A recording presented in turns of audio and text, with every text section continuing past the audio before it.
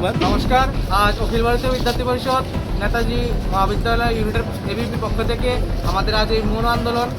আমরা গত কিছুদিন আগে আমরা একটি আন্দোলন করেছিলাম, যেখানে আমাদের আশ্বাস দিয়েছিল যে খুব শীঘ্রই ছাত্রীদের এবং যে সমস্যাগুলির সমাধান হবে। কিন্তু ত্রিপুরা ইউনিভার্সিটির যে একটা নতুন একটা তাদের একটা যে ফর্ম দেওয়া হয়েছে স্টুডেন্টকে, যারা ফর্মগুলো ফিল আপ করে তারপর তারা রিসেপশনে দিতে হবে, কিন্তু তাদের স্টুডেন্টরা আরও হয়রানি বেশি হচ্ছে।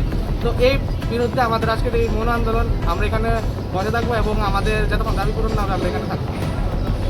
মূলত কটা দাবি নিয়ে আপনাদের আন্দোলন? আমাদের মূলত 4-5টা দাবি নিয়ে আন্দোলন, যেমন ফর্ম ফিল আপ, ছাত্রছাত্রীদের যে প্রেজেন্ট থাকা সত্ত্বেও অ্যাবসেন্ট, এবং তারা যে মার্ক প্রাপ্য সত্ত্বেও তাদের মার্ক জিরো দেওয়া হয়েছে।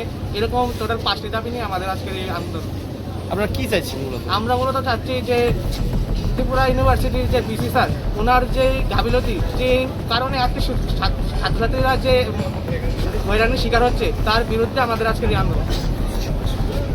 আন্দোলনটা কোথায় করছেন আপনি? আমরা আজকে আন্দোলনটি নেতাজি সুভাষ মহাবিদ্যালয় প্রাঙ্গণে করছি। কার উদ্যোগে আন্দোলনটা হচ্ছে আজকে? ত্রিপুরা ইউনিভার্সিটির ভিসি স্যারের বিরুদ্ধে।